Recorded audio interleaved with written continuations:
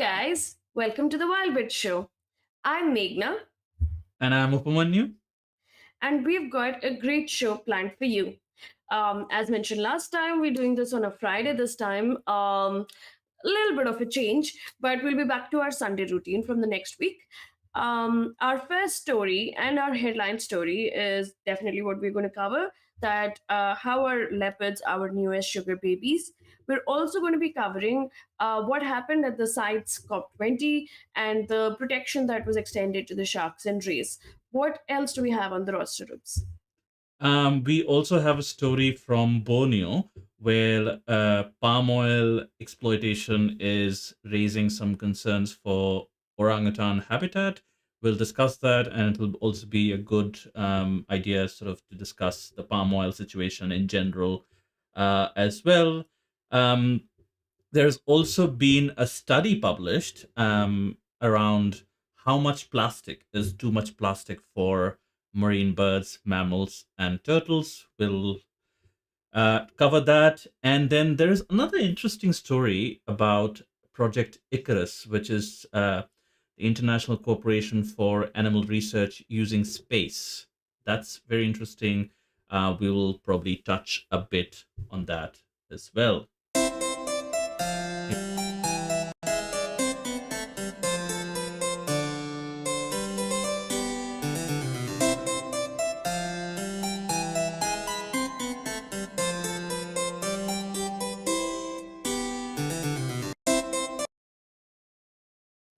So, our headline topic, um, leopards, our newest sugar babies.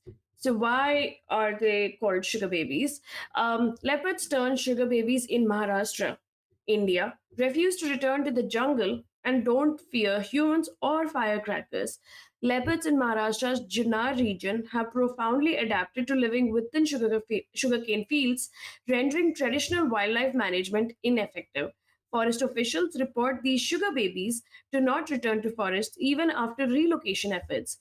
Western Maharashtra's fields now house nearly 70% of the area's leopard population, significantly heightening human animal conflict risks, especially during the sugar crushing season.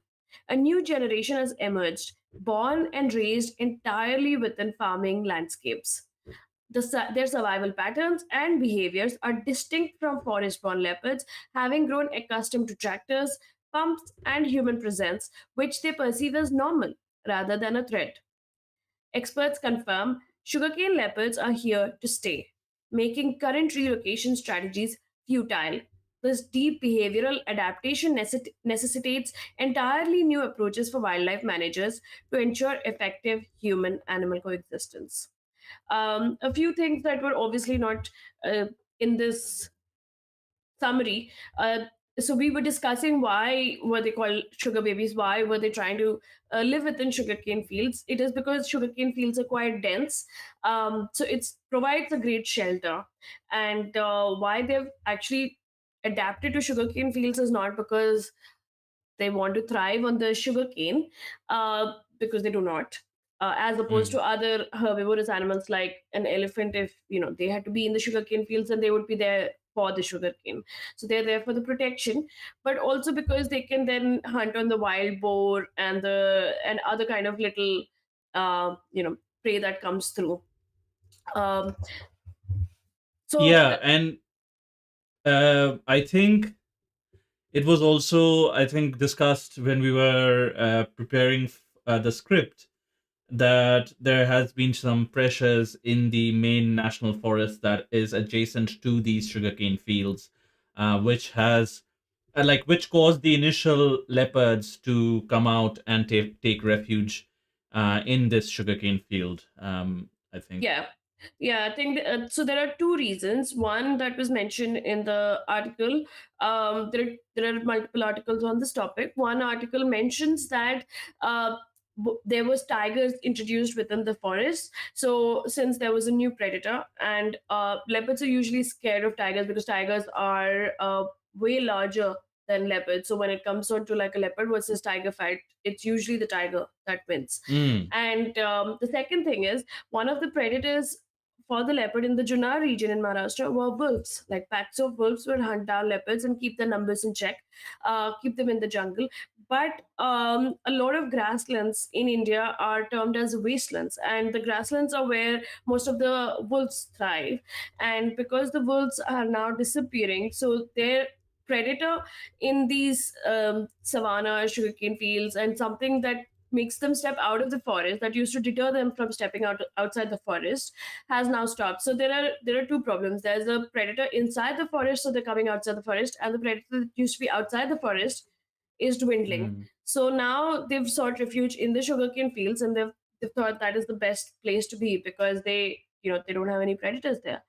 But because of that, now whatever cubs are being born in the sugarcane fields, they grow up very differently. How it's mentioned in the article, they just think everything that they see is normal. Like the sugarcane fields are normal, the people are normal, the pumps are normal, the tractors are normal. For them, the forest is not normal. What also interests me in the story is, um, the mention of the statement that their survival patterns and behaviors are distinct from forest-born leopards because they have, I think, spent a few generations here. There was an interesting study by Tim Coulson, who is a zoologist and biologist. He was studying the long term effects. He developed some mathematical calculations around studying the long term effects of predators in an ecosystem.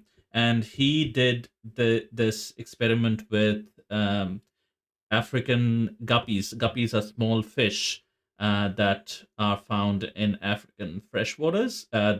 These specifically were um, from Trinidad. And what he observed is he sort of made a control group, and he uh, moved some of those guppies into a predator free environment. So there was some, because they also have guppies have a very short life cycle, and you know um, that's why those evolutionary effects could be observed at scale. So what was observed is, you know, they first of all, they rapidly evolved just over a few generations, and they grew larger. Of course, they started maturing later, and started investing more in fewer offspring. So these behavioral changes is like changes the idea that we have of evolution. Evolution does take a lot of time, but what he was positing with this experiment and subsequent experiments that he did is sometimes evolution can also happen in a fast track, basically. I think it would be more like adaptation in these cases. Like even when you go for a safari inside the national parks, and there are sometimes these tigers that are relocated from like really remote national parks to national parks that have a lot of like tourist activity, which means that there are a lot of safari vehicles. And they tell us that these tigers that are relocated from the other parks, they're not used to the sound of these safari vehicles, so they're really scared of them, and they would be really shy and they would not come in front of the vehicles. But the cubs that are born in that national park where these safari vehicles are like a usual day-to-day basis thing, these cubs are so used to the sound, they grow up in that sound, that for them, like, it doesn't matter. Like, the safari vehicle is not something to be scared of. They would come really up close to the safari vehicle because they have grown up seeing it. So it's more like, I feel like, adaptation and what you grow with. I think it's similar to us humans. You know how like when you grow in a city environment, you prefer like a lot of sound, you prefer like a lot of people, you prefer all the buildings. But when you grow up in like a remote area, you do not relate with the city, and the city person doesn't relate to a remote place instantly. Like it's what you kind of grow up with, I think.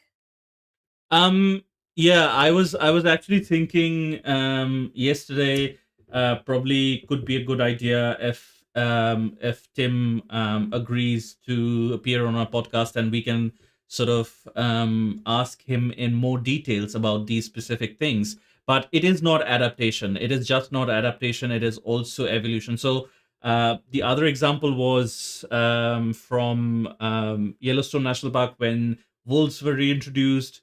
As an effect of that, some tree species started coming back. There was also a very tiny, effect on the river stream. Some places it changed course, and some places it grew purer or something like that. But so what is happening there is, what his field experiments and mathematical models revealed, especially from the guppy experiment, was that it's not just the absence of predators that is driving the change, but the ecological shifts that are happening. Those are created by the guppies themselves, and then you enter this evolutionary sort of feedback loop. So they are adapting, but then they are, due to that, those adaptations, the environment around them is changing, and then they're adapting again. So that's when you enter the loop, that's when it becomes from adaptation to evolution, basically. But with the guppies, it was like a controlled experiment, right? With the I leopards, am not sure. Again, I think we'll have to ask. I don't remember exactly. Whatever I told you just now is what I remember, but I don't remember if it was a controlled experiment. Yeah, yeah, yeah. because he was in the field for quite a long time, from what I remember. So might not have been a controlled experiment, but yeah. Um, But our present scenario with the leopards is something that we created ourselves because we did not offer protection to the wolves, and this is a problem everywhere across. So even in Karnataka and other places where the wolves are found in the grasslands, the population is declining everywhere because grasslands are usually termed as wastelands in India, and they do not get the mm, same amount of protection as a national park would or a forest would. And these wolves are usually found in these areas, so they have been declining continuously. So if they were the predators for these leopards, and because of our activities and because we did not extend our protection, that predator is not in picture now. And there's a new mm, predator because we introduced the tigers into these forests where the leopards were staying. So we created both the problems, and we kind of pushed the leopards into the sugar fields. But once they were in the sugarcane fields, they realized that this is the best place to be. Like, I mean, they don't have any problems. So obviously, why would they not want to stay there? But because we pushed them there, now we have to encounter this problem of how do we make sure that the farmers that are dependent on the sugarcane for their survival, how can we make sure that there is no human animal conflict that is adverse? yeah, I think the other thing that you just mentioned, and again, I sort of resonated back with one of the statements of the scientists that I was talking about, is we as humans do not know how to live with predators. We have always found it very difficult to live with predators. We have always, our default always has been, scare them off or kill them, when you know uh, faced with a situation that involves predators. Now, of course, I was just about going to mention, like, what is happening with the farmers, because I can imagine they must not be happy with the situation at all. Yeah. But interestingly, oops, I think I had mentioned this to you. So when I was working with WCS, the Wildlife Conservation Society, we had compiled these camera trap images. And in one of the areas, like RA Milk Colony in Maharashtra, in Mumbai, because it's very close to the Sanjay Gandhi National Park and other things. So there were camera traps set up in urban spaces, and the same camera trap would record a human in the morning at the same spot, and would record a leopard in the same spot in the night.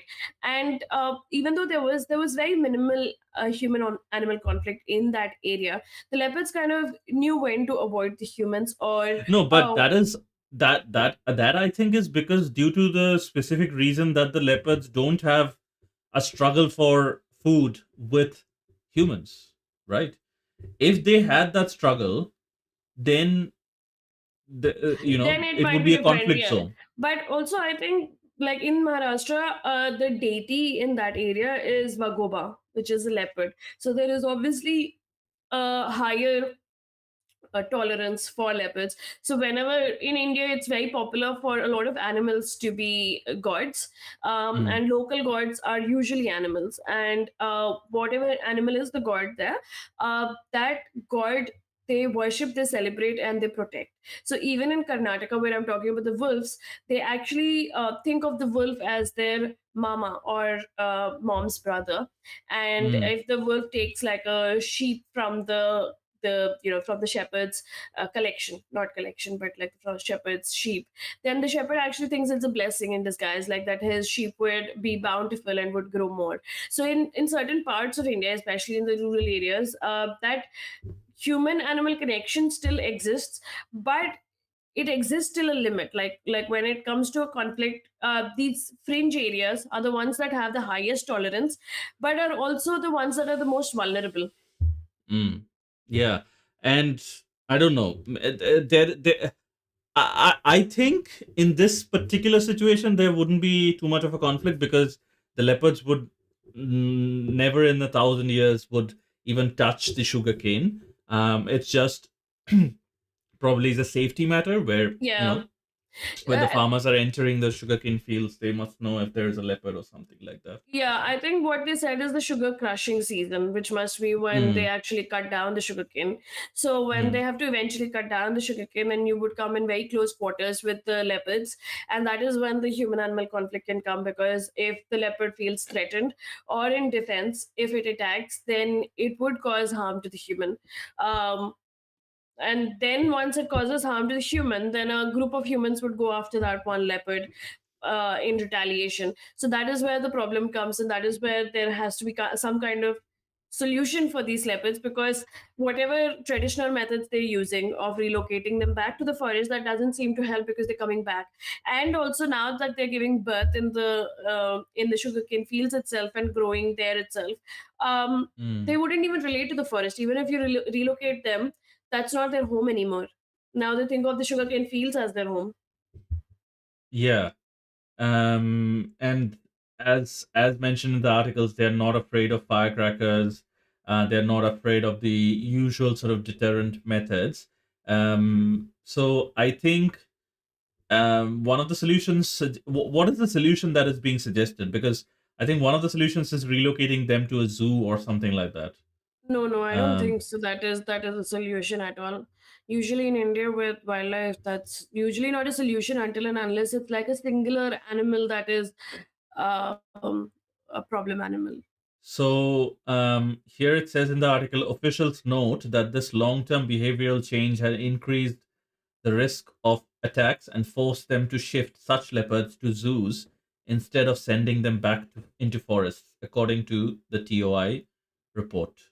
So I think I mean I would have assumed that zoos would be the only solution here because otherwise these animals can't be in the jungle, can't be in the human spaces. So yeah, zoos kind of is the only other. Um, No, I don't think you can put them in a zoo because they're doing nothing wrong, absolutely nothing wrong by just no, but adapting to human ways. like But the whole point is you might have to change the like maybe the areas or maybe the crops. Like it depends on what kind of crops you can grow there. So maybe that could be one of the solutions, that instead of sugarcane, if there's something else that these farmers can grow, and then give a subsidy if that is not the same amount that they would receive if they were growing sugarcane. That is one of the ways, because if there is some other plant that starts growing there, which is something that doesn't provide as much coverage as it would with the sugarcane fields, then they might actually go away because the sugarcane hmm, fields would feel different. Secondly, obviously, when they're not deterred by fireworks and the traditional methods, it's only because they're growing up there in the sugarcane fields, and it is our responsibility, or it is our doing that caused them to go to the sugarcane fields, because their outside predator dwindled and we introduced an inside predator.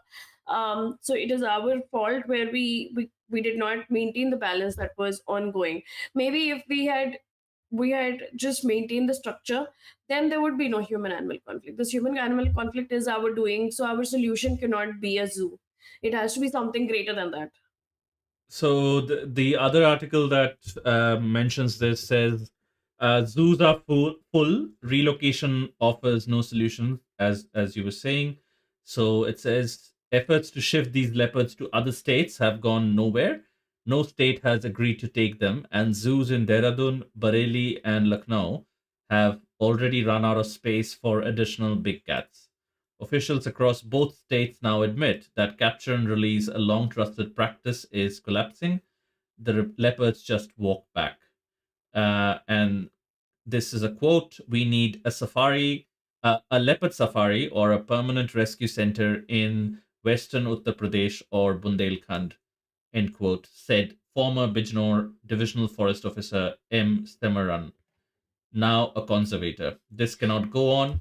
Zoos were never meant to solve a crisis this scale. This is again a quote. Exactly, exactly. So you spoke about, I think, Uttar Pradesh right now. So the similar pattern has been seen in another state, which is UP and Uttarakhand. Dozens of leopards in western Uttar Pradesh and Uttarakhand are also now classified as unfit for forest release after spending years inside the sugarcane farmland. Forest team Mm, says these animals have actually become heavier, slower, and unusually comfortable around people. And this obviously happens because the food is easy for them and they don't have any predators. And they're comfortable around people because, I mean, as a cub, if you've always seen humans every day, then you probably think that it's normal to see them. Why would you fear them? The ones that fear them are the ones that when you don't see humans regularly and then you see a human suddenly, then you hear the tractor noise, it's all foreign to you and it's all scary. But mm. when you see something every day, then it's not that scary for you. I mean, there are so many places like all these, what do you say, like those tiger farms in the US. They're so used to like humans because they grow up there and everything. So these humans are like playing with them and all of that. That's only because they're not tame, but they grow up or they grow along with humans. So there's that interaction. So they're okay with humans. And but obviously that doesn't mean that attacks would not happen. Attacks would still happen on instinct if the leopards feel threatened, or the leopards feel provoked. Then they would attack if you go too close, if you try to be too friendly, or if you're cutting down a sugarcane field and they're just there where you're cutting down the sugarcane fields. So that attack is something that you'd find a solution for, because the leopards are okay with the coexistence. It's just when they're too close for comfort, when during the sugarcane crushing season or something, that is where the main problem, I think, arises. Yeah, I don't know if we can be prescriptive like that and speak for the people that are living there. If they don't want leopards around, if they don't want to be scared every time they walk around, and then that is their right and choice. So again, if they are saying we don't want this, then relocation, or is kind of the only solution. But But again, if relocation efforts are not working. The whole point is that you have to find like a middle ground now. One of the grounds obviously is that you change what is grown there and grow sugarcane elsewhere where it can be grown, and grow something else that would not probably find the and who same should amount. make that decision? Obviously the forest departments in conjunction with the government have to take that call of what would actually work. Secondly, this relocation of tigers, this is the same thing that has happened in UP and Maharashtra, where they've relocated tigers into these forests where the leopards used to be, and that has pushed the leopards out. So either relocate the tigers first before you relocate the leopards back into these forests, because the tigers are the I think primary Project reason. Tiger obviously is well funded and receives a lot of international money. That's why Project Tiger has to be looking good on the balance sheet and on the reports. No, that is Uh, fine, but you don't have to have the tigers in the same place where it's primarily leopard territory, right? Primary leopard territory should be left as leopard territory than trying to introduce tigers into all zones, because there is obviously going to be conflict. Cats are very territorial, and mm. they do not take that territorial fight easily. Even though leopards are like really fast and they can But I climb. mean, tigers are larger and they have larger territories. So Tigers are larger, them the larger territories. introducing them introducing to the tigers being introduced to Maharashtra in Junnar or in Uttar Pradesh and Uttarakhand means that they are running out of space to introduce new tigers as well. No, so in this also they said a growing tiger population inside nearby reserves has pushed Yeah, leopards outside, while the dense cane fields offer easy hiding space and quick access to food, which means that yeah. the so there are two problems here, obviously, like a growing tiger population. So that is one thing that can be countered if there are other places where the tigers can be relocated to, because the tigers are used to forest, so they're not going to step out. So if that can be done, and then the leopards can be relocated back in. Secondly, obviously leopards would only prefer the forest once they know that the sugarcane fields are not protecting them as much as possible. So if there's a way to shift what is grown there, because India's agricultural land is quite rich, obviously it's seasonal as to what grows where, but if there's a solution as to what can grow there, and But in honestly, any case, if the government and the forest department is taking the decision, then the wishes of the people living there, the actual people living there, is completely being ignored. no, so they're still agricultural dependent. They will still do agriculture. They will do a different form of agriculture, and this is for their safety. So safety should precede over, what you want to grow, right? So there has to be some kind of middle ground, because other efforts have been taken, and those efforts are not working out. So now you have to do a middle ground. And I mean, I don't know why you always think that solutions have to be something that are anti-animal when it comes to human-animal conflict. It has to be something that benefits both, not just humans, right? Because Um, we've caused the problems. We have caused the problems. We are overpopulated in this country. We have made the, what do you say, the the tiger introduction. We have not taken care of the wolves. So when we've caused the problems, then our solution can't be to just kill the leopards or ship them into a zoo, or keep them trapped or something like that. That can't be the solution, because we caused the problem where they are in the like the sugarcane fields now. This is very new. This hasn't happened over the last, what you say, even though leopards have been in our culture for in our forests for thousands of years. This has happened recently only because we've caused that stress onto them. yes, but like we kind of have caused them, but then the Kind of. population is not Not kind of. going down.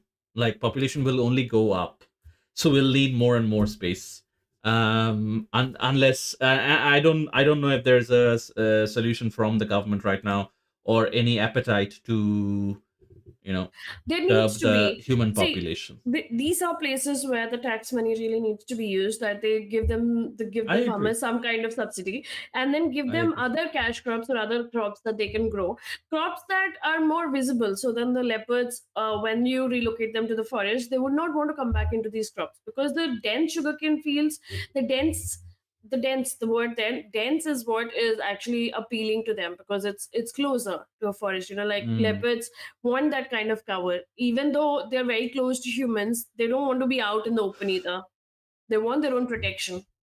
But do you think if the sugarcane field is removed, then the leopards are actually going back to the forest? Or because there are tigers inside the forest, they will come back out either way, and then there will be even more conflicts with No, so humans? that is why we'll have to see if the tigers can be shifted to other national parks, where, because the tigers are already acclimatized to the forest, so shifting them from one forest to another forest, the tigers would shift, and would be inside the forest and would be happy being inside a forest. And then you have to like change the cash crop pattern, and then shift the leopards back into these forests, at least initially without tigers or with minimal tigers, so that they learn to live in the forests again. Yeah, I mean, again, we are that could be a good solution, but again, we are saying that without any data and without any information regarding Definitely. like how So much space is remaining for tigers, or if there is if like at all the tiger it is viable for us to shift the tigers to a different national park where there is true. actual space. Um, But the But problem, yeah, I think, the problem when it comes to especially like government initiatives, even though like with wildlife and the forest department, they really go leaps and bounds. But the thing is, when it comes to these kind of solutions that would require a lot of effort, um, people generally go for quick fix solutions. So the relocation, even though it's hard, like you have to get a tiger, you have to get a leopard, sedate it and send it back into the forest, doing an entire change, like in terms of what crops can grow and how the tigers and the leopards can exist, or how many tigers and leopards can exist, all of that needs to be done, because now if it is a growing problem, it is something that needs a growing solution. It needs like a bigger yeah, solution. It can't be, yeah. because if all the traditional methods, we've run out of them, then we need to come up with novel methods. True. I think that's where we need to focus our efforts. It's Yeah, it will be a decision for the forest department, the government, not even the forest department, but the local government, and And the probably some people, involvement, yeah, and they have to the take, people, hopefully. yeah, they have to take the people's what do you say, vote into account, but also explain to the people why they have to do a certain thing. As long as the Mm, people have like a steady income, even with the change of the crop, if there are other crops that can grow in that soil, then they would be willing to, because it would be a change, yes, but they will have to just they might not have to upgrade a lot. They might have to change a few of their methods, but if the government supports them, they might be able to do that. Like imagine if it's like I don't think rice would grow there, but let's say like wheat or something else would grow in the sugarcane fields. So something else that is very visible, like doesn't provide as much cover as the sugarcane fields, then that would deter the leopards for sure, because they want their protection too. They want to feel protected at least inside the sugarcane fields, even though they've become a little dull and lazy because food is easier for them. Um, I mean, if there has been some behavioral changes, I don't think they will want to move back in, even though there is less protection there. They would just attack all the cattle around the fringes, and they would it's start. very difficult to tell. Like I mean, Yeah. if they adapted here, they might want to adapt back as well. Like for animals, I think survival is their first instinct. Like they want to survive over anything else. So if survival means, if the leopard thinks that it's going to survive better in the forest, like because right now it thinks it would survive better in the sugarcane fields, but there was a time when with the wolves and all, it thought it did better in the forest, right? So there was a slow adaptation, and that slow adaptation can always be reversed back as well. Hoping that that is the case, but we'll sort of follow the story and see what decisions has been taken. I am not very hopeful that win-win situation will be achieved, but that remains to be seen.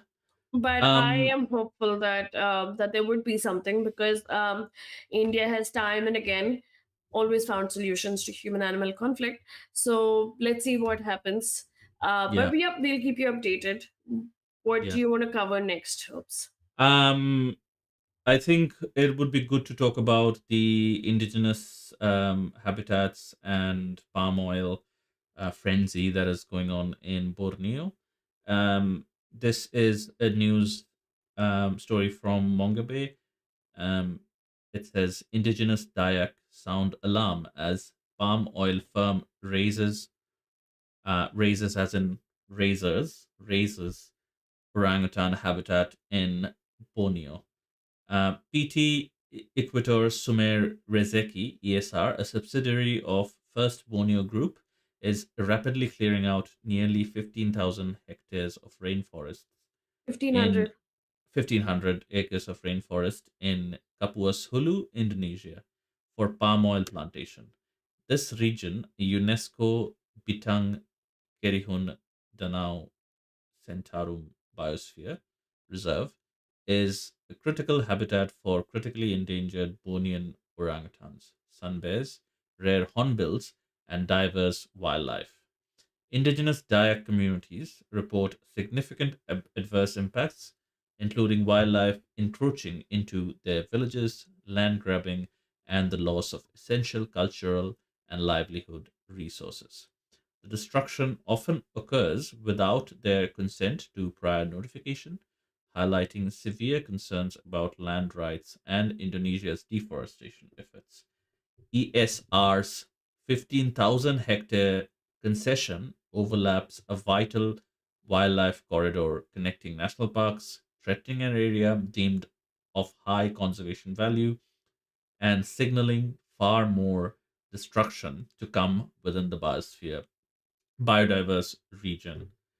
Um, Again, I don't completely understand like what is palm oil used for? Do you know, Meghna? Why Yeah, is I palm think oil so important? I think there was a time, oops, I don't know if it is anymore, but there was a time that palm oil was cheap. It was something that could be used. Um and this is something that we No, don't but even. what is it used for? Like It's cooking? used, no, yeah, no, not cooking, but you would see it in all these products. So even the Nutella or the Nutella that we eat, it has palm oil.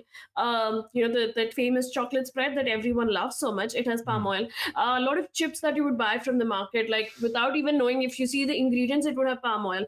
Palm oil is one of Okay. those cheap oils that So you. cooking, like cooking, Yeah, processing food, cooking and like food processing food. applications. But it's not a home oil, but I think it's an industrial oil. Like it's used for Hmm. industrial production, so it's used in big quantities. Like it's not used in smaller quantities, like at our home we might probably buy like rice bran or mustard or something else. But and at home we never use palm oil. Like there's never like a shop that sells like a 1 liter or a 5 liter palm oil But can be bottle. used. It's an edible oil. Like Definitely, but it's never been something that you find on the shelves of a supermarket. So it's right. something that's more like a hidden oil or a cheaper oil. At least that's what it Hmm. started out as. It started out as something that was easier to source, that was easier to transport, that was cheaper. So it could be used in like a big amount across industrial, like across different industries, all the food industries, so all the chips, all the chocolate spreads, all the different things. And you do not even realize it, because until you don't actually read the ingredients, you don't know that there's palm oil in it.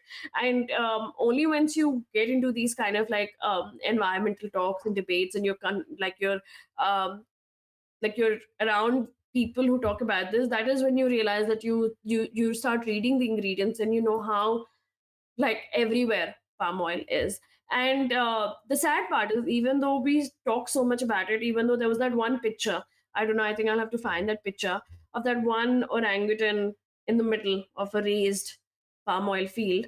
It pulled on the strings of people, but still, even after that, palm oil is so rampant and these plantations are so rampant. And the raising is still so rampant that like now it's causing like human animal conflict, because there is no forest left for these animals. Hmm. So I'm just reading the Wikipedia page. It says 60 to 70% is 75 to 80% use is for food production, as Meghna pointed out. Baked goods, spreads, chocolate, biscuits, ice cream, instant noodles, pizza, confectionery, and all the other processed foods. Then there is personal care and cleaning products. So around 70% of personal care and cleaning products, including soap, shampoo, makeup, lotion, contains ingredients derived from palm oil.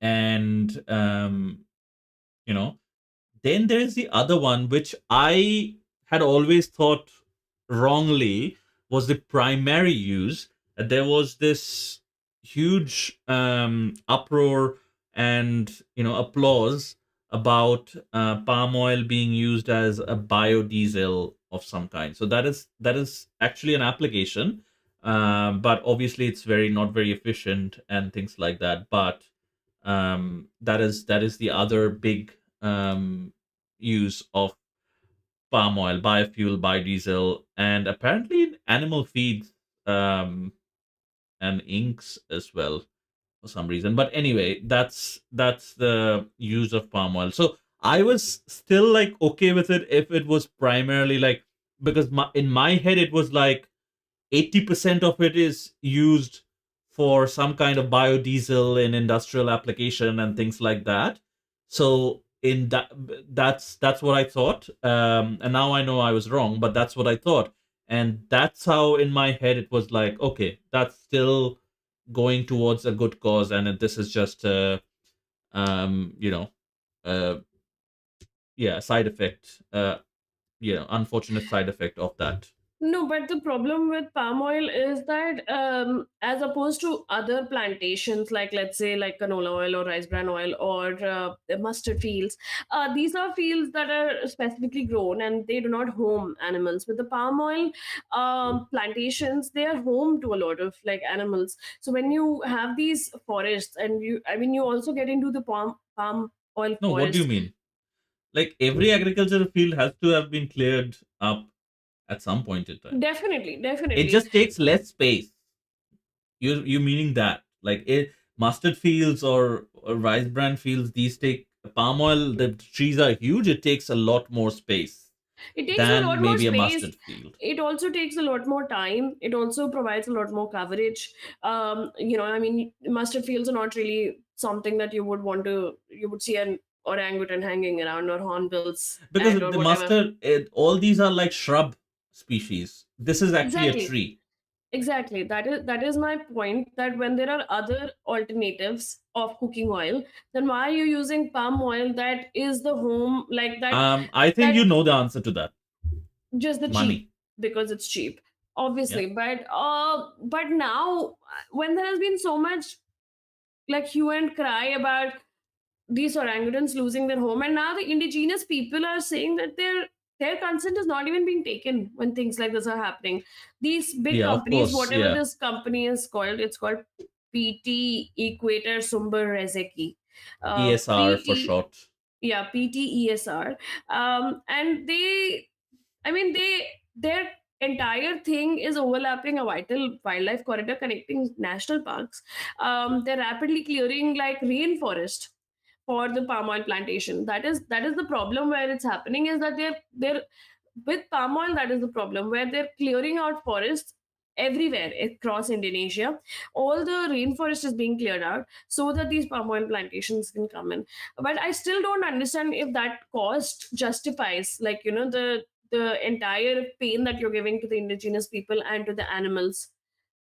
I completely agree. It does not. And for something that is so um takes up so much space, we should have and could have and should have found a solution long back, an alternative solution long back, Yeah, because because this is something the we've been junk food hearing. Yeah.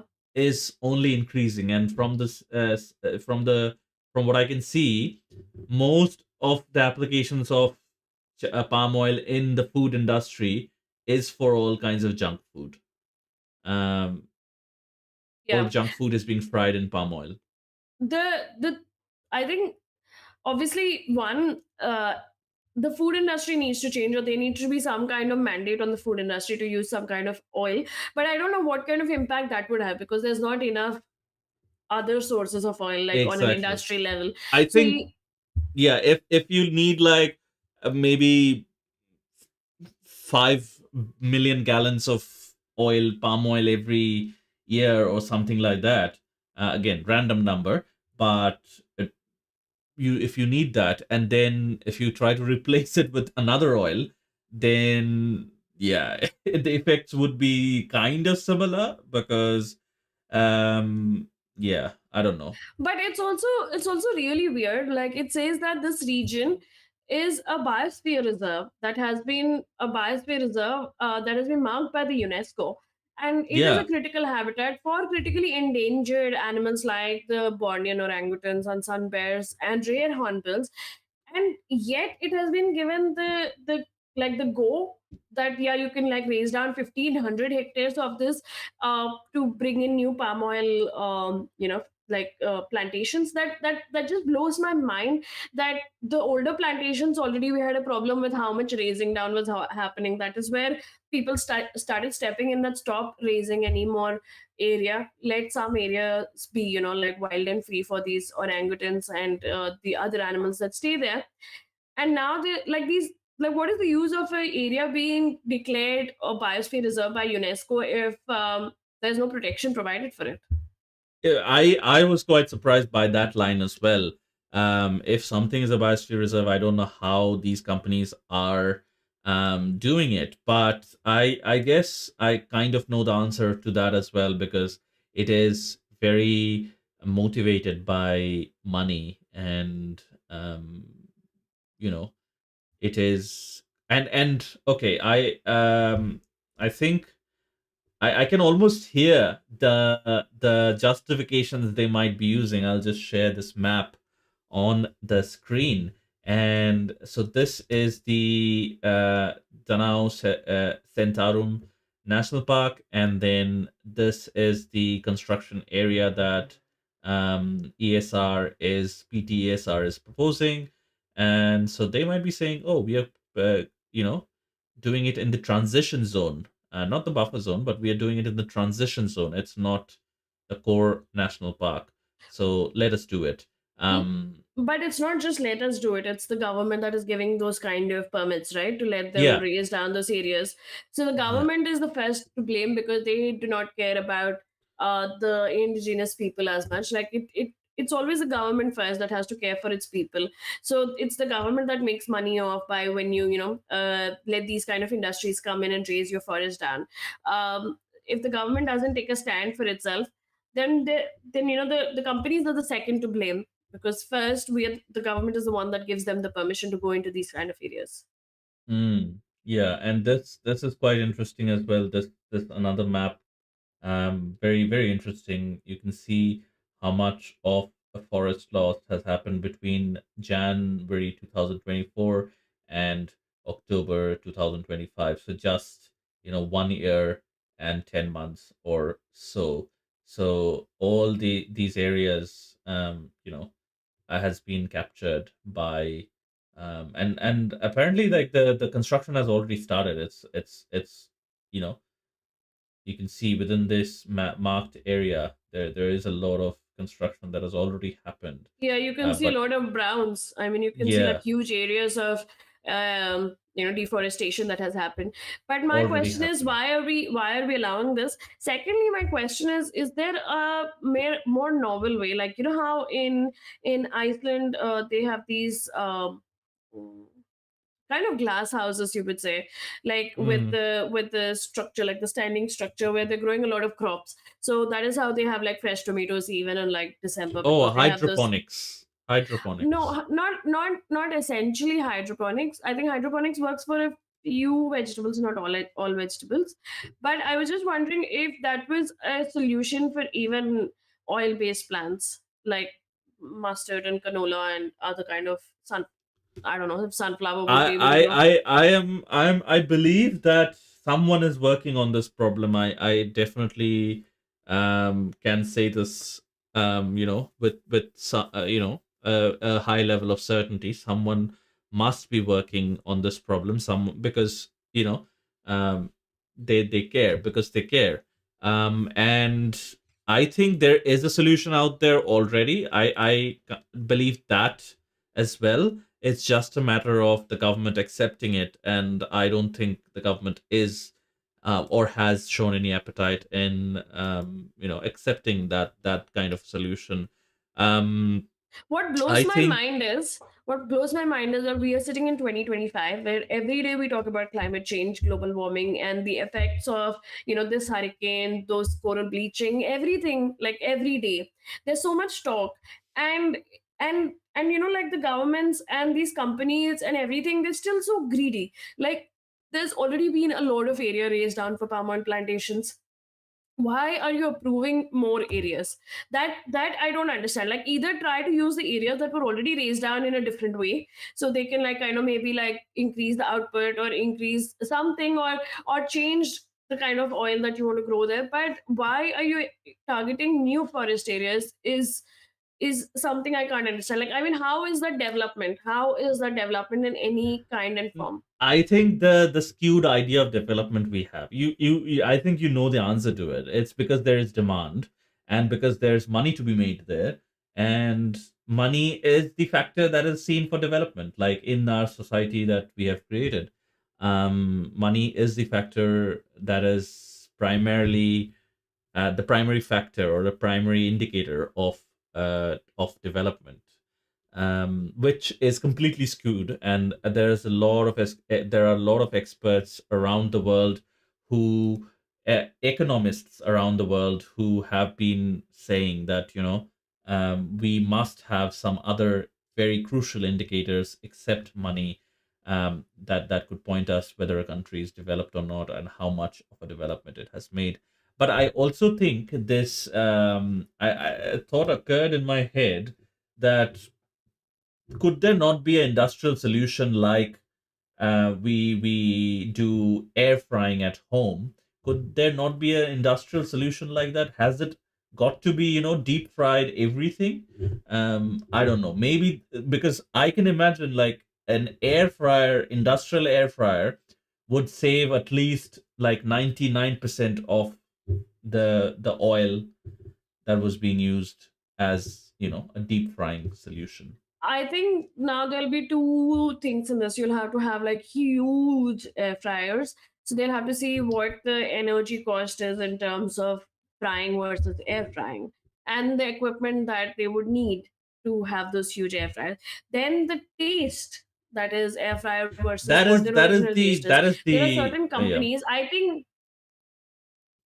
that is the see, I think the concern. taste is the main thing. So I think Hmm. even, yeah, even something like Lays, I think like Nutella or Nutella, whatever it's pronounced as, all of these are long-standing companies. So they do not want to take the slightest risk of change because people may not appreciate it. Obviously, the newer startups or the newer smaller companies that are coming through, they are focusing on like healthy, like all healthy ingredients, no palm oil. There's a lot of like no preservatives, no palm oil, no all of this No, on newer I plate. think the health and all these other things can go out of the window. I don't care about that. Like, whether it's not going to be healthy either way. Any company that tells us otherwise is just lying, plain lying to us. But I think the bigger concern here is if we can reduce the our dependence on this weird thing called palm oil. No, that's what I'm saying. Like, if healthy is being promoted, people might want more baked stuff than fried stuff. That is when the air fryer change can happen. So it has to also happen from us, no? Like where now people, now if you see, a lot of people are talking about protein and its consumption. This was not talked about 5-10 years earlier. There was just 5-10 years earlier. It was all like, let's have all sugar free products, like all sugar free, sugar free, sugar free. It was a lot of sugar free. Now there's a shift where people are talking about protein. So there has to be that shift for like healthier alternatives and less processed alternatives, and that is when probably the palm oil will take a halt or a check and do something about it. It will change. So there has to be like two changes. One, obviously these industries need to see if there's something better they can use, and the governments need to see that they do not just give left, right, center these kind of what do you say, permits to these companies to keep raising down for something like palm oil. And thirdly, it has to change from us as well. If we can be more aware of what we eat and which has palm oil, and shun those companies or go for healthier alternatives, then that demand will also, the demand and supply will also kill these kind of companies. I think that's a good point. Like, awareness, because a lot of people don't know it. I didn't know it before now either, that palm oil is being used in so many different kinds of things. So I think awareness is very important. And again, as we keep saying, that is one of the goals of us doing this show. Spreading that awareness to as many people as possible, as many people that come around to listen to us, watch us live, and so on and so forth. So I think that's where that comes in. Like, even for a person like me who would like to think they are very involved in such issues, or at least aware of these issues, I didn't know. And it is kind of impossible to for one human being to know everything and take care of everything. But again, that's why I always say, share these podcast episodes with your friends and family, just so that they have another perspective on things. They might have some information on some topics, and we might present an opposing view or a contradicting view or a similar view that validates their thoughts and ideas. So I think that bit, awareness and education and seeing what you eat, caring about what you eat, and just not buying it from the supermarket shelves, makes a difference. Yeah, I think I'm just going to share this one thing. Just Mm. 1 minute.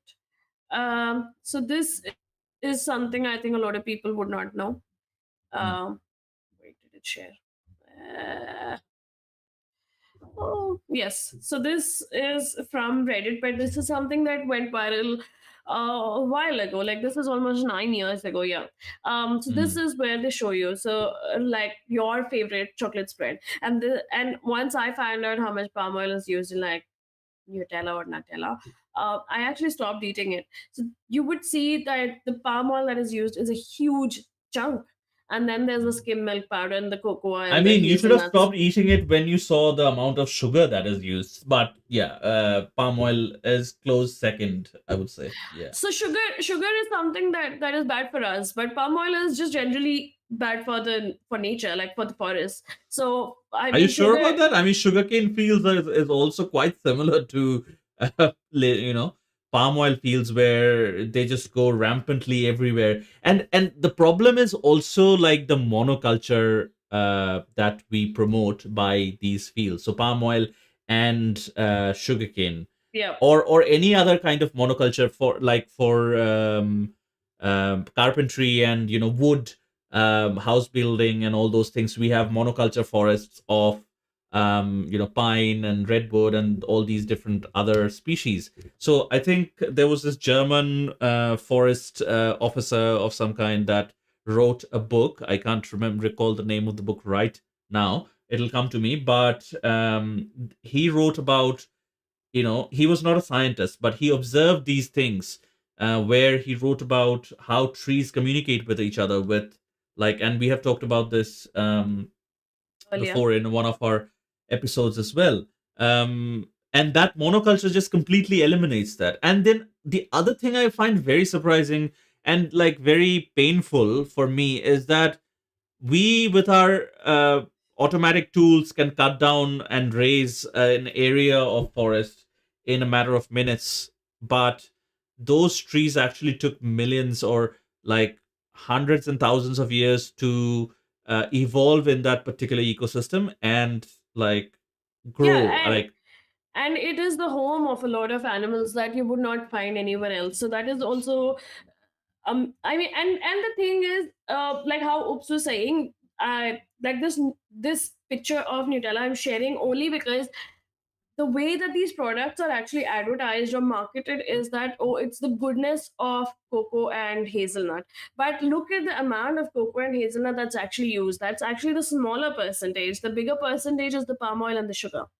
and it's Hmm, not all that good. So it's just the taste that we're addicted to.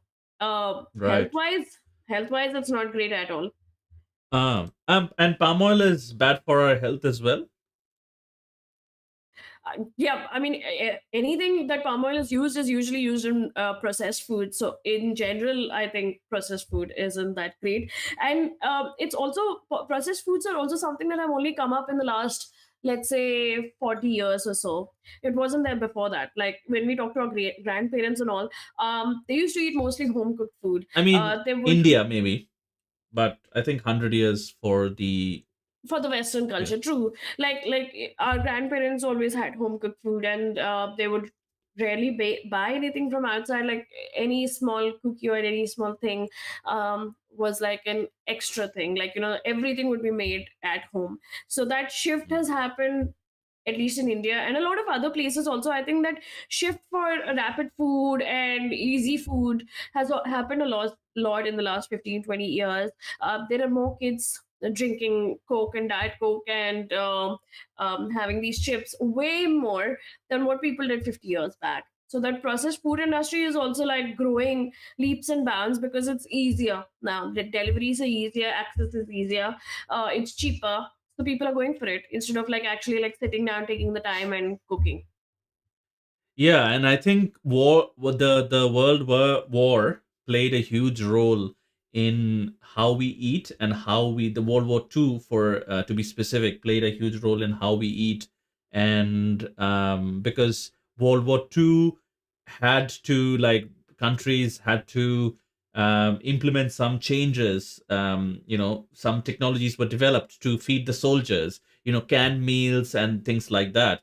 So I think those effects carried on to to the general public as well when companies saw that there is a lot of profit to be made. Because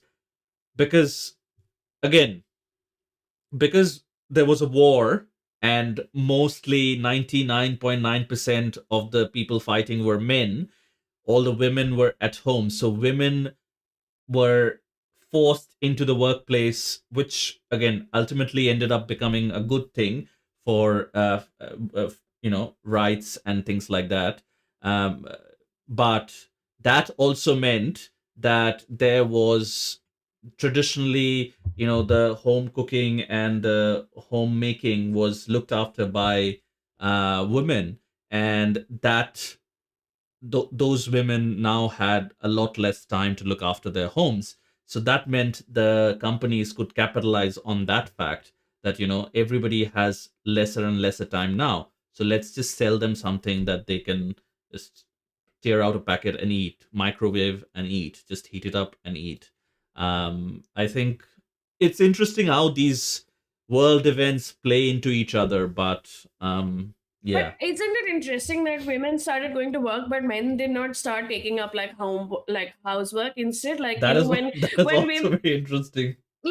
so women started stepping up here, but men did not start stepping up back at home. Even now, No, like no. the only men that actually step up, at least in India that I know, are the ones that have actually gone outside India to study, because there nobody is like cooking for them, so they have to do their own work. But even now here, because people like here, labor is But cheap, I've so seen like even them after marriage, it's back to square one. basics. Yeah, it's amazing how the both genders are working, but cooking comes onto one gender or housekeeping comes onto one gender.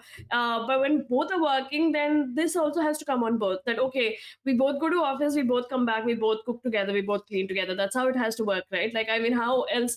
That is the only reason these companies are exploiting, because people are not ready Yes. to actually take like half burden once they come home, and then they're like, oh, take this Hello Fresh Or meal, any burden, in or fact, I think and like, yeah, I think you're quite right where men have, historically and even now haven't stepped up to the occasion of taking care of the home and things like that. But also I think even that appetite is being lost around women as well, because the career focus and other things, which is a good thing. I'm not saying it's a bad thing, but I think a lot of those conversations that used to happen between a mother and a daughter, that is not happening. Like my mother, because we were two boys, had a lot of those conversations with us. I don't know how much attention we paid to it, but my mother did have a lot of those conversations with us. I think those conversations have shifted more to conversations around identity, conversations around finding yourself and all these different things, which I think is also the shift that has happened over the last 50 or so years. um yeah, but I think at the end of the day, if you really want to eat healthy and be healthy, then it has to start from your kitchen. Like, True. they always tell you that abs are made in the kitchen, they're not made in the gym. As you know, like, so like diet kind of, I wouldn't say it's 80-20, but I think it's 50-50. So unless your diet is 50 and then your exercise is 50, only then it comes together. So all these companies that are trying to like kind of capitalize on our paucity of time, the only way to kind of beat that is by starting to cook ourselves at home, like whatever little. There are like a lot of easy recipes as well, but these palm oil plantations can only be saved. I mean, these forests can only be saved from the palm oil plantations and the raising down if there's a big shift from our side, and as well as from these governments when they give these permits. The companies are never going to change, they're never going to change, but there has to be someone to stop them. Yes, and I think there are some little changes that all of us can do, like Nutella. Like, I mean, do we really like Nutella? I don't know. um Yeah, I used maybe some to. people. I used to love it. But then I got like this whole I got really sad when I found out how much palm oil was used in it. And this was eye opening for me. Like, so I think it happened around 6, 8, 9 years for me as well. So that is when I kind of quit it or absolutely But reduced it. good on you that you could change. I don't think a lot of people would even care True. until they have that understanding of how this affects the how it's interconnected and things like that. So again, we are repeating ourselves, but definitely uh, to everyone who's listening, share this with as many people as possible, and like also for yourself, take a decision for yourself whether you want to contribute to all the different problems that are happening for both for the orangutans, but also for the indigenous Dayak people of Borneo as well. Yep. Um, cool. I think it's been like two back to back stories um Hmm. of Very heavy ones. yeah, like of illegal encroachments and human animal conflict and everything. Hmm. So let's talk about maybe a species discovery, Hmm. just to lighten things out in between. Um, Researchers capture the first photos of rare ginkgo-toothed beaked whales. Scientists Hmm. aboard the Pacific Storm research vessel captured the first ever photos of living ginkgo-toothed, toothed or toothed, I don't know, Toothed. Yeah. toothed beak whales near Baja California, Mexico in June 2024. Previously, this elusive species was only known from dead specimens found on beaches. Researchers from Oregon State University and the US military, on a mission to study these rare sea creatures, encountered what they believed were juvenile beak whales. Photographer Craig Hayslip documented the sighting, and a tissue sample collected by Robert Pittman subsequently confirmed the identity via DNA testing. This historic discovery marks a pivotal moment in marine biology, providing invaluable insight into a species rarely observed in its natural habitat. The findings were published in Marine Mammal Science in 2025, confirming years of dedicated search efforts. And let me just Um, share a photo of I'm it. sharing it. You're sharing it? Um, Okay, thank you. yeah, cute looking whale. Um, you know, photographed alive for the first time. Again, we have mentioned how these things are very important. Where this is another angle of the same photo. But yeah, these new discoveries are important so that governments and the people making the decision are very aware of how to approach all the different situations that we are faced with every day. Yeah. Um, And not to forget that marine science is always, I think, evolving and growing. Like, there are species that we do not know of, and maybe these beaked whales were photographed for the first time only because they stay very deep underwater and they do hmm, not surface as much as other whales, or do not need to surface as much as other whales, which is why it becomes rarer and rarer. So there are like a lot of species still which are a mystery, but it's great to have photographic evidence for this one. very very good story indeed. Right, I wanted to mention this thing about Project Icarus. This is not going to be a long one, I hope, but this is a story from the National Geographic, where it's titled "What We Can Learn from Watching 1 lakh or 100,000 Animals in Unbelievable Detail from Space." Project Icarus, International Cooperation for Animal Research Using Space, aims to unravel scientific mysteries by extensively monitoring thousands of animals' movement, health, and environmental conditions. A recent SpaceX launch marked a significant step, sending a satellite into orbit for unprecedented real time wildlife tracking. This November launch is a test phase, with a second satellite planned for March in coordination with National Geographic. Scientists anticipate gaining insights into animal movements to predict phenomena from weather patterns to disease outbreaks. Martin Wykelski, director at the Max Planck Institute of Animal Behavior, stresses the necessity of a new Earth observation system for life itself. He seeks answers to long standing questions such as the disappearance of 3 billion songbirds and animals' ability to sense oncoming disasters. Is that actually happening? That's concerning. The project's initial phase, an ISS antenna in 2020, already yielded discoveries like Hudsonian godwits, non-stop flights, and cuckoos, transoceanic journeys. This, for the space nerd in me, is very very cool.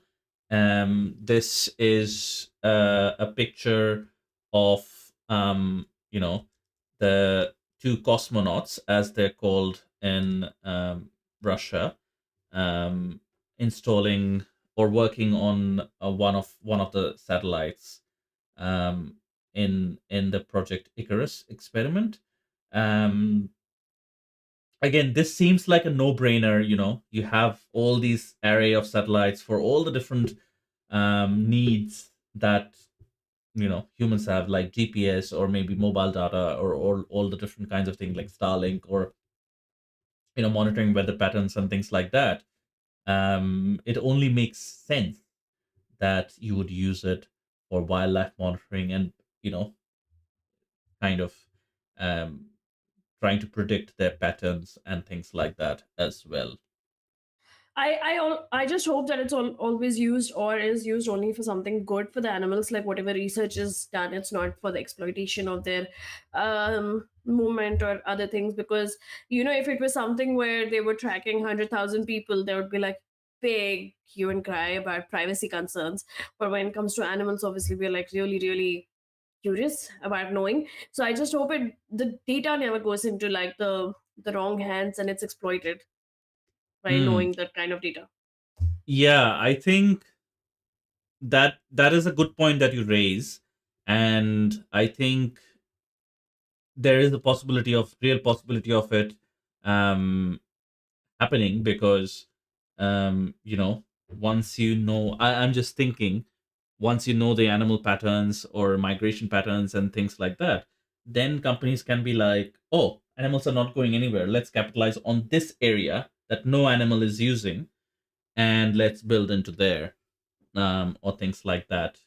um, which also can be seen in a positive light as well, where we see that this is an area that the animals are wanting to use, but they're turning every time. So let's clear up that area in favor of the other area that we can invest in. That is the best case scenario. But the worst case scenario, obviously, is, let's just capitalize more and more and more. But as for our curiosity and understanding these movements, and I think this also goes back to like understanding them and then applying the correct perspective and the correct lenses and the correct protection schemes for those areas and animals and ecosystems, I think. True. Yeah.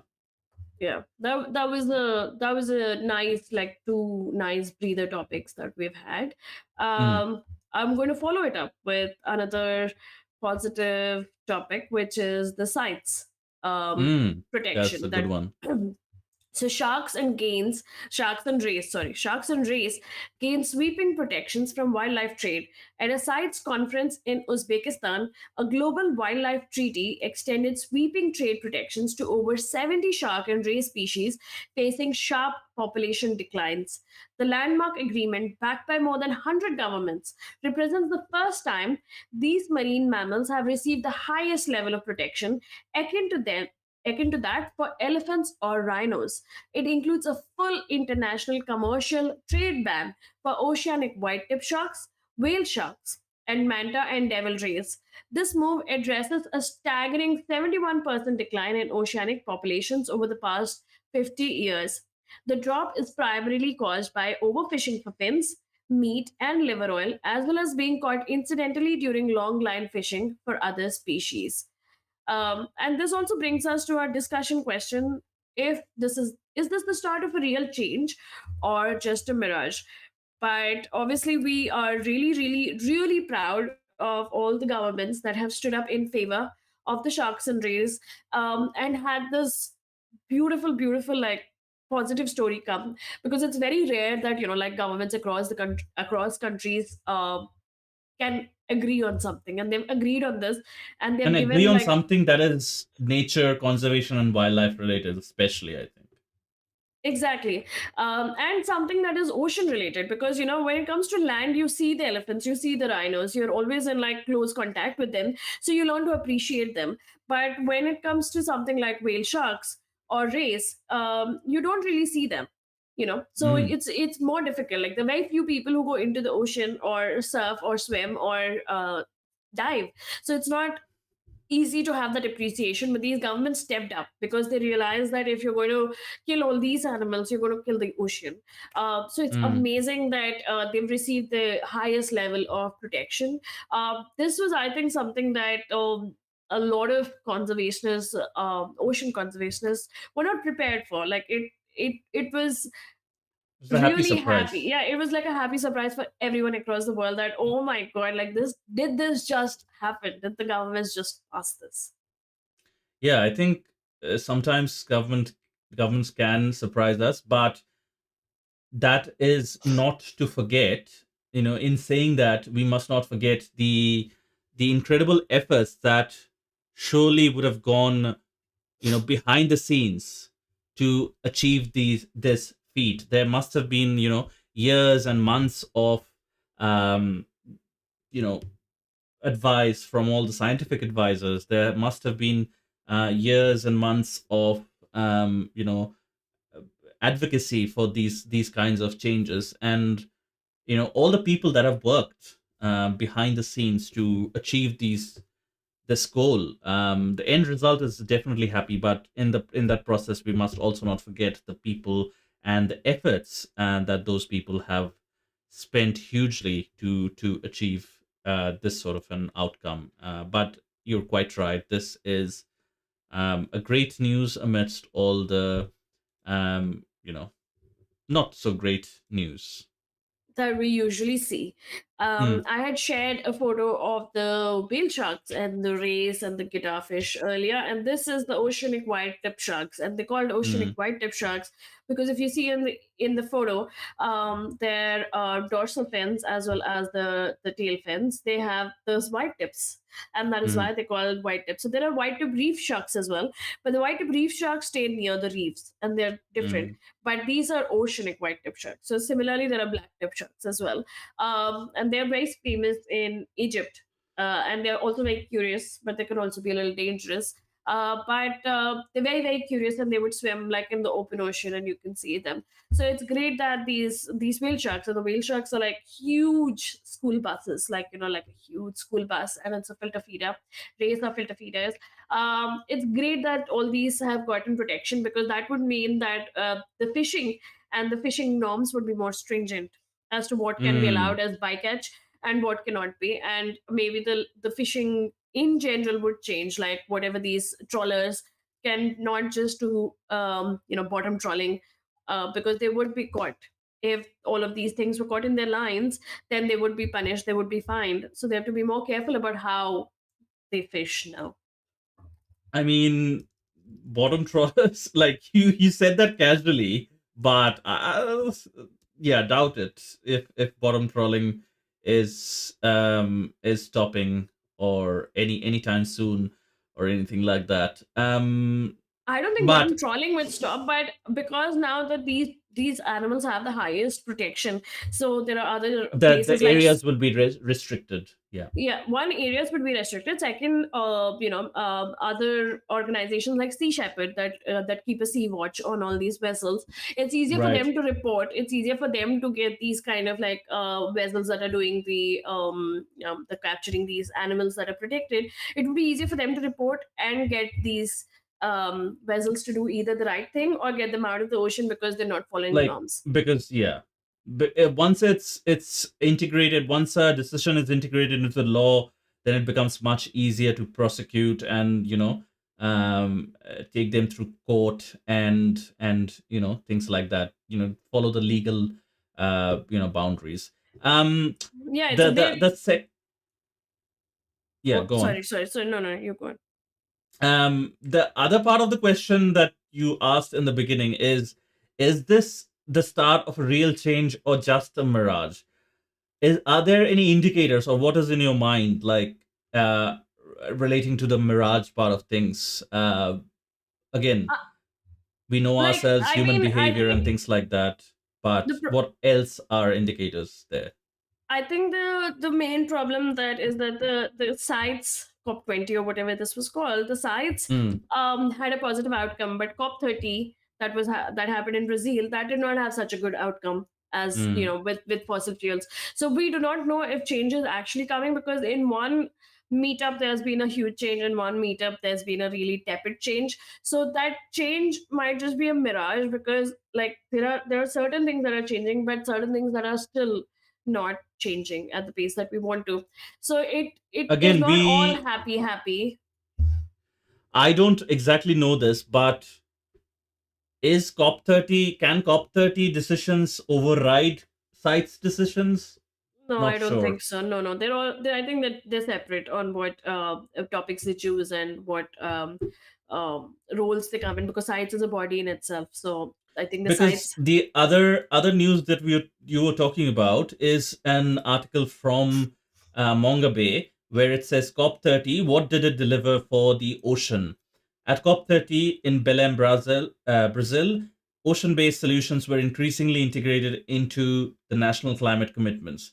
So I think these kind of go hand in hand as well, because they have to, because if one is, because obviously COP30 is the most influential you know gathering that countries have, and a lot of major decisions regarding climate change, wildlife conservation, and protection is taken there.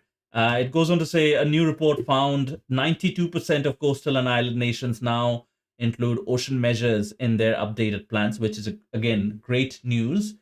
Though these comprise only 12% of all proposed mitigation actions, which is, kind of expected from I also countries.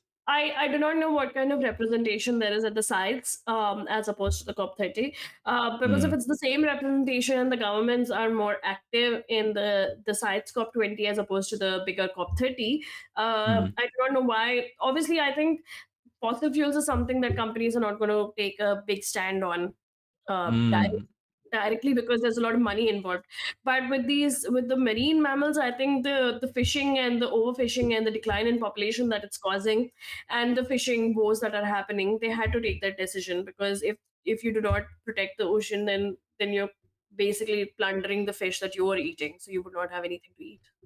mm.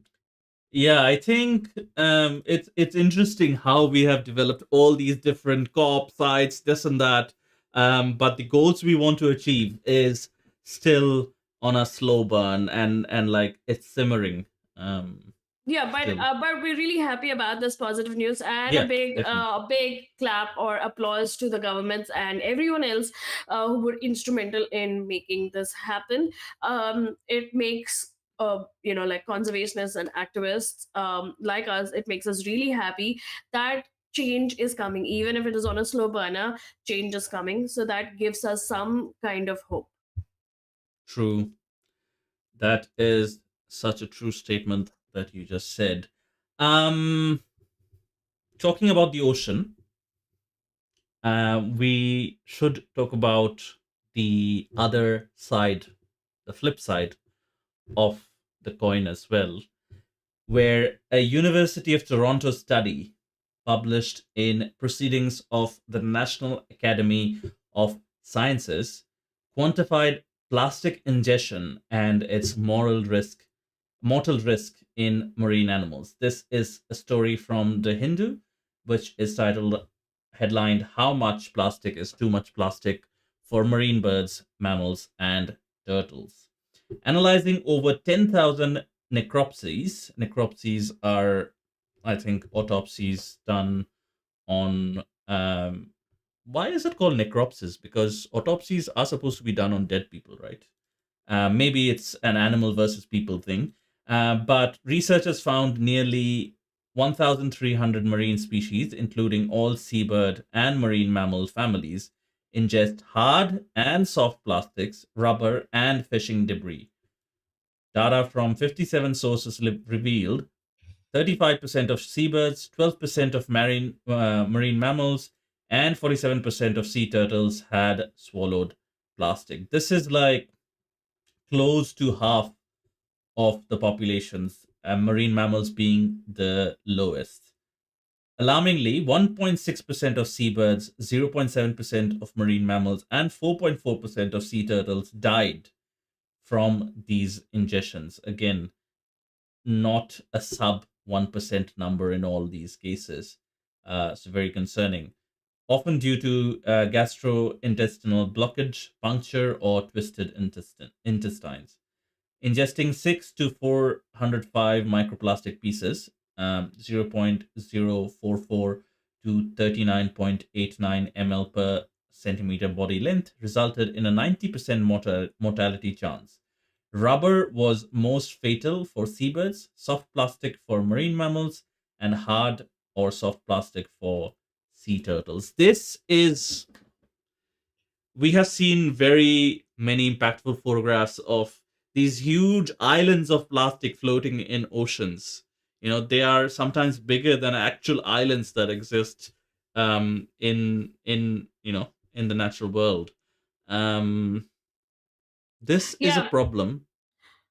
and it's surprising because I think the whole change of paper straws or steel straws or bamboo straws happened after that one video of a straw being pulled out from a turtle's nose. If people remember, that was a really really viral video, and that was why people made that change.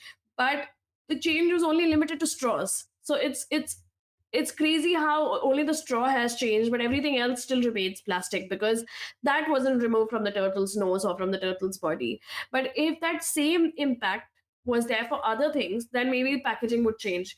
And this is very interesting, Oops, but they say that initially it was the companies that used to take the whole burden for like cleaning and Hmm. sanitizing and providing what kind of utensils they would give their thing, like their product. And so something even like milk bottles. So milk bottles, once you use them and you give them back to the companies, and the companies would sanitize it, and then they would like reuse the milk bottles, and then like you could buy these glass milk bottles again. But there was a reuse and sterilization cycle. Once plastic came in, it became the burden of the common man to dispose of, and it was the companies that were just like packaging and then just selling it. So plastic made life easier, but it also made life tougher for the animals that have to undergo and eat or go through all of this debris that floats in the ocean, because plastic is something that doesn't disintegrate easily, and most of the plastic waste goes into the ocean.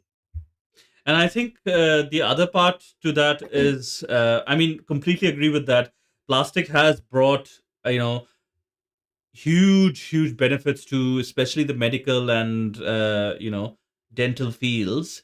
But and even in packaging, like non-reactive, it doesn't lend any smell, or doesn't lend any sort of chemical seepage into the food that they're storing. In most cases, that kind of material is hard to be found, and that's why there has been no replacement yet for plastic. But the other side is that so much, you know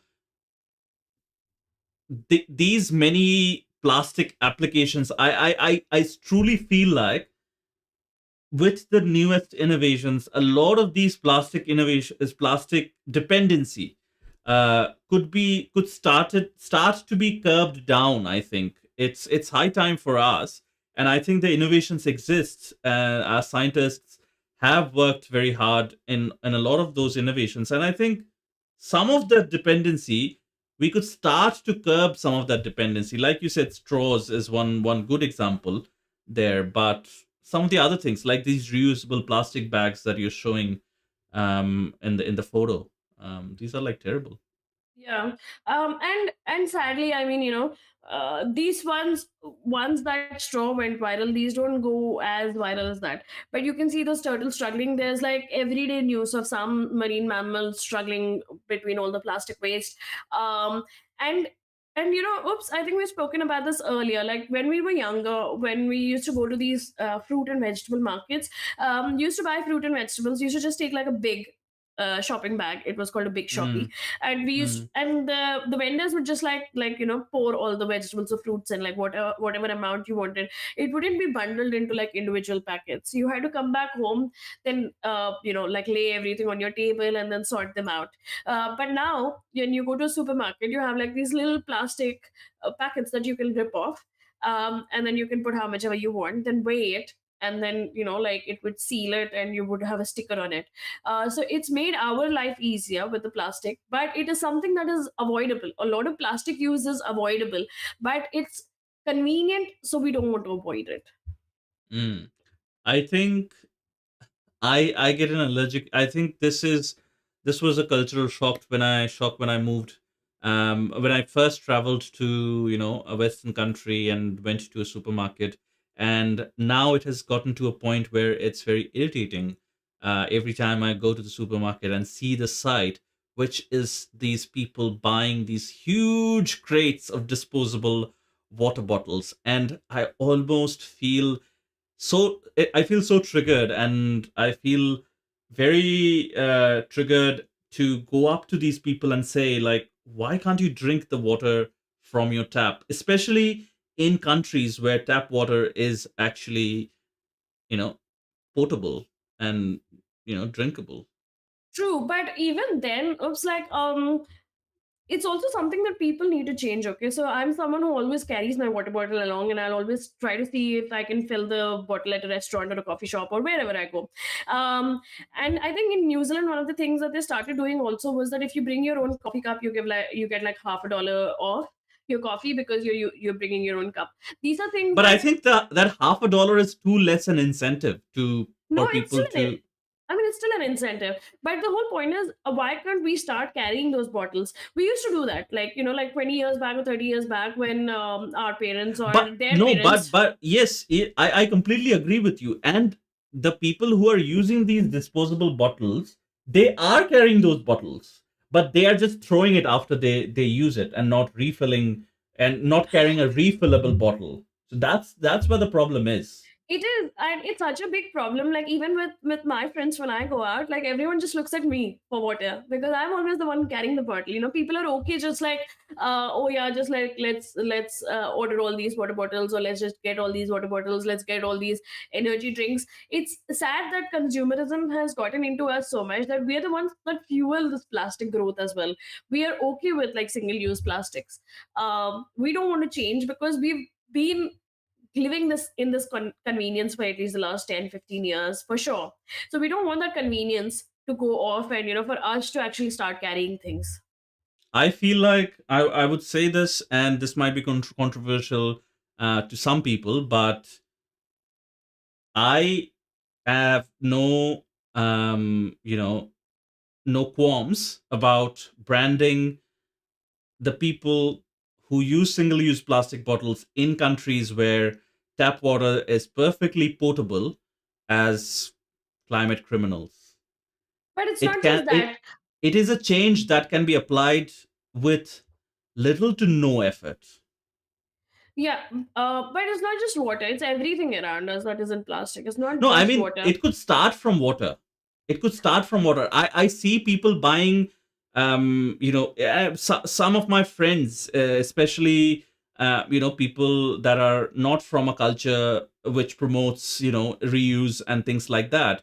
Buying these huge 50 pack reusable bottles, these small ones, half-liter bottles, not even like big ones, half-liter bottles, 50 packs every week or every 2 weeks or so.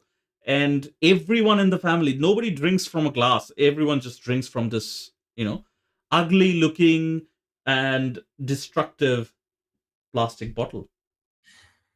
Yeah, there has to I be mean, I some can way. understand the There places where potable water is not readily available on tap.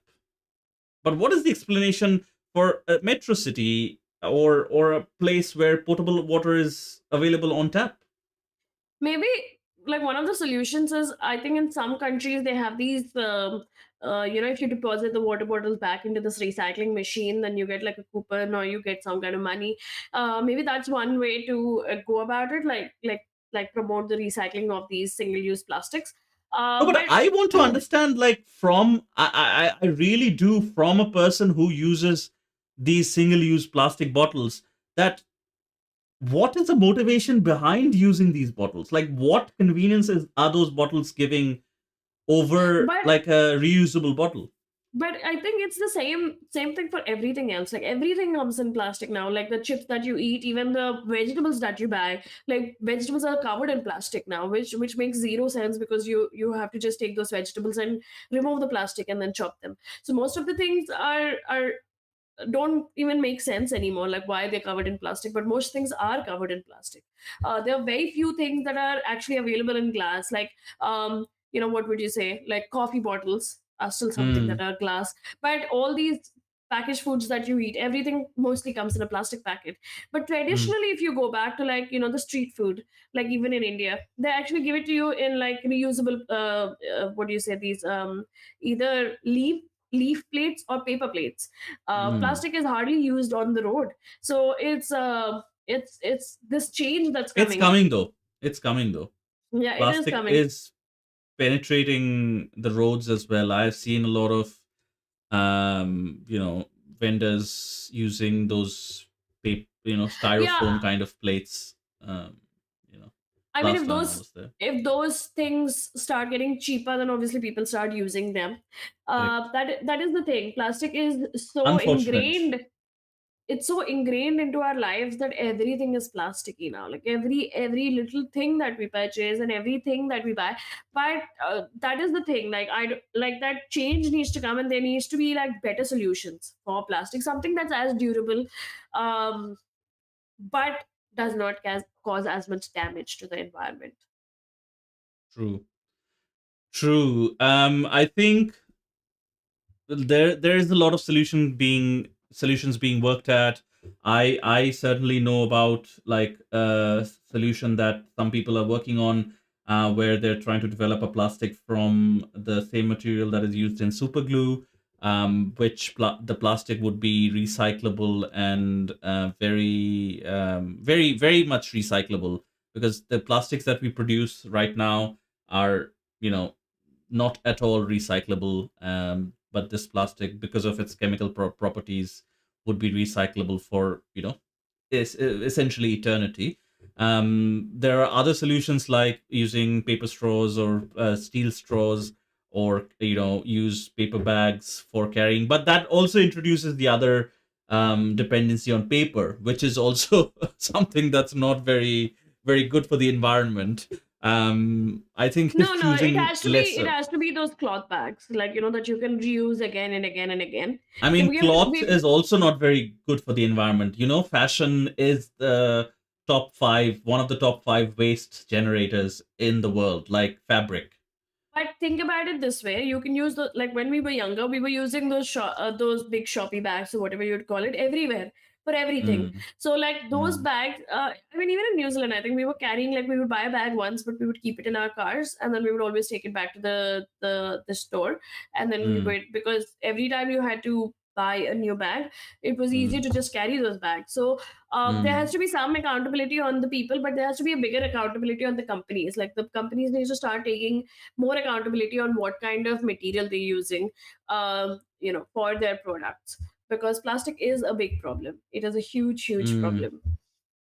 I think, being from the eastern corner of India, I and my brother, we grew up with a lot of jute. That is another material that is underutilized, I think. All the big shoppy bags that you're talking about, I remember them being jute, made of jute, mainly. They're you're right. Um, You're right. They are so they're more um yeah. I think that's also an underused material. But on the flip side, jute does require a lot of water to grow. So the fields have to be flooded with water.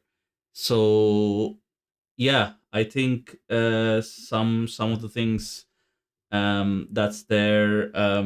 But This we is this it's is like I we think have to kind of come up with a solution because this cannot go on. And something else that this article made me realize is these pieces of plastic are very sharp as well. So I didn't realize like some of the death is being caused by piercings and punches, yeah. yeah.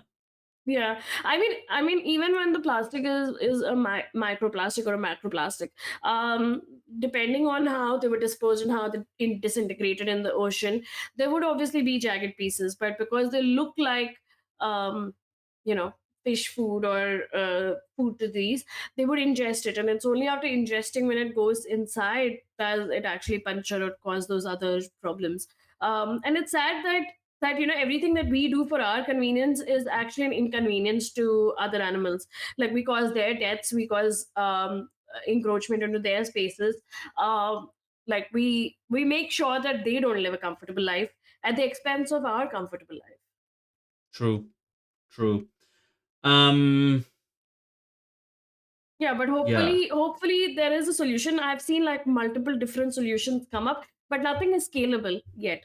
There are a lot of different plastic alternatives that have come up. One from, I think, seaweed, that I saw that there were durable plastic bags being made. But Mm. because all of these experiments are still in the very nascent stages, nothing has grown to this And also, amount. I think there is not enough incentive, be it financial or be it demand or be it any other kind of incentive right now to produce those plastics in a large scale.